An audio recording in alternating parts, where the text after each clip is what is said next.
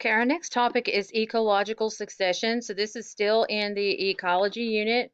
And if you were to look in your online textbook, which you can do that at any point, just remember that you have to log in my.hrw.com. The username is hbiology77 and the password is password.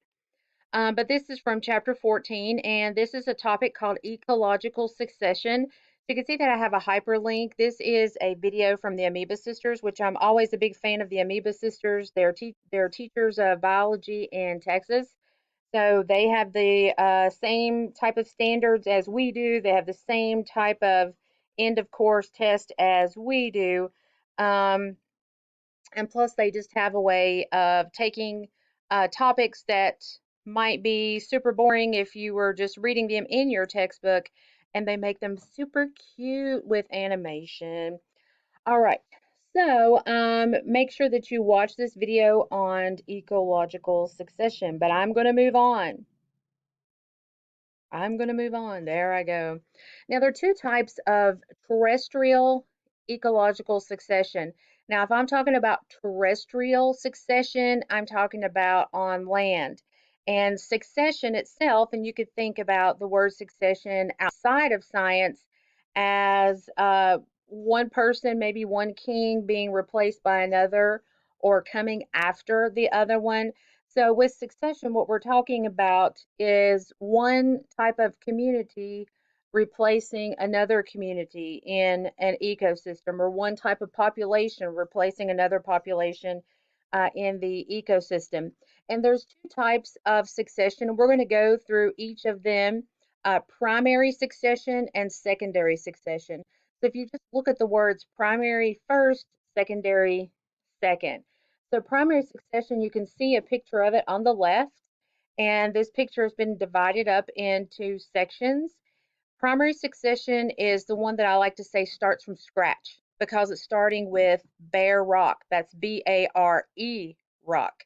So there's not any soil, no small vegetation, no plants, bigger plants, animals, nothing but rock. Secondary succession, if you look at it, looks very different. Those four different stages of secondary succession look very different.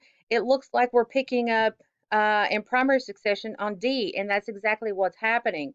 Is we're picking up with what was the climax community and was destroyed by some type of event.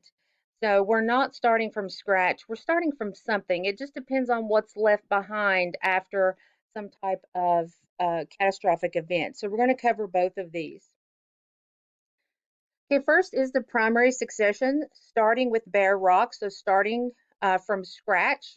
Now you could see that it looks like we're progressing here over time, and we are. So we're staying in this location, and if we were in like a little time capsule and we woke up hundreds of years later, then this is what it would look like. We would be surrounding by trees. We would be in a forest instead of just standing on a bare rock. So starting with bare rock, this process of primary succession takes a whole lot longer than secondary succession to get to your final community called a climax community because you're starting with nothing, nothing that you need anyways to have a lot of successful life, a lot of successful growth and production in your ecosystem. So this process is really lengthy because we've got to make the soil that a lot of these organisms are going to need to grow in. Well, let me go back if I can. Now, this starting with this bare rock and the creation of this soil is going to involve some of these terms that you've heard before: weathering, erosion. So weathering is a big part of this creation of the soil. So the wind, the rain, the sun helping to break or split apart these rocks and chew them up into smaller and smaller bits and pieces to start the formation of soil. You see this is a lichen. Lichen you can see is represented in this diagram, this little illustration, as just some little green dots. And you've probably seen it before if you've seen maybe an old fence or an old wooden building, or maybe even some trees and rocks, and it looks like there's some paint chips on it that are curling up. Those are lichens, and they're considered a pioneer species in primary succession. So pioneers, we know, are the first inhabitants. They're moving into this area. So they're a very hardy species. They're actually a mutualistic relationship between a fungus and an algae. And what they do is they will accelerate this process of weathering, of chewing up this rock.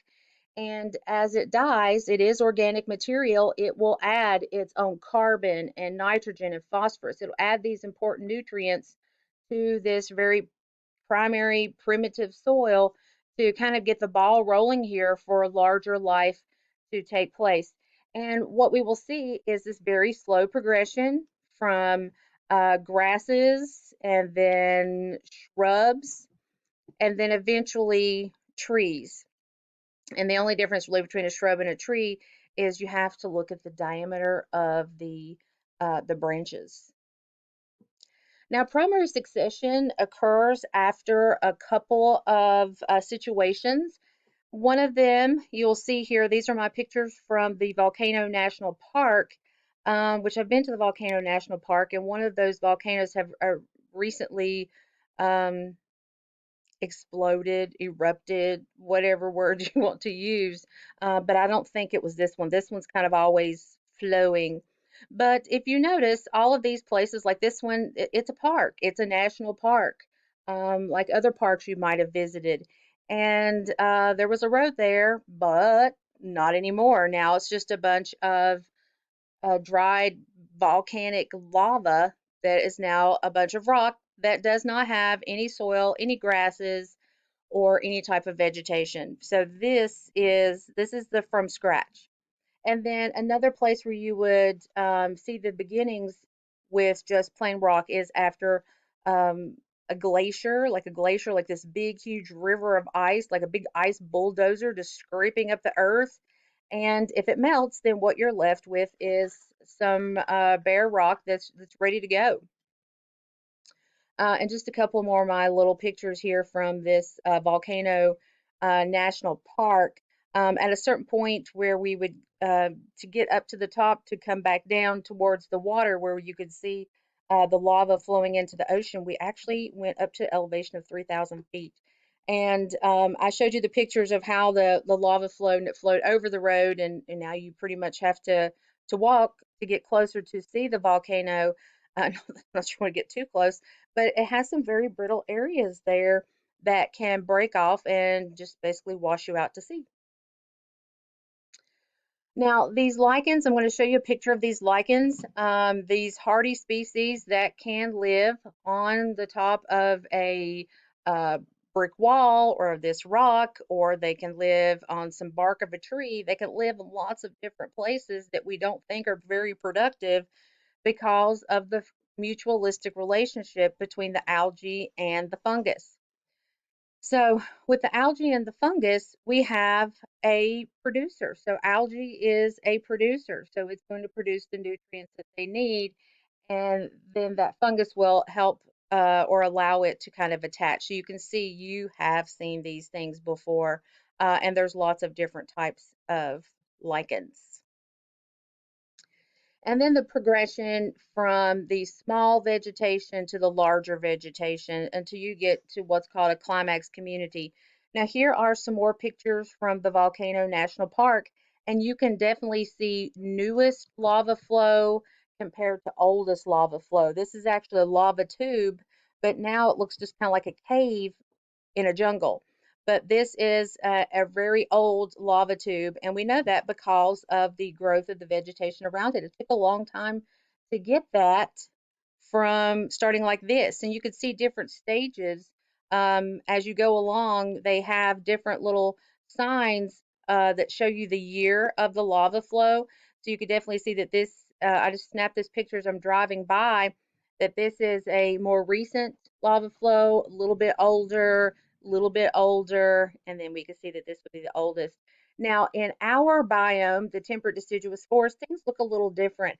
Our climax community is not going to look like this. It looks kind of like a tropical rainforest, and it probably is in parts of this island. But ours is going to be more of an oak hickory. So you definitely see this transition between having these conifers, these evergreens that are in this kind of a triangle shape, and they're in this triangle shape to maximize sunlight throughout the year. And then these hardy larger trees with larger, more extensive root systems. Now, once you get to this end of the road, this is our climax community. So this is a mature community. The vegetation is the biggest, most substantial vegetation that our biome can sustain. So it has to have the right temperature. I mean, it's going to determine what your end community looks like is the climate of your biome. But it's the end. There's no more succession needed. This is what you get, and it could take hundreds of years to get to that point when you're starting with nothing.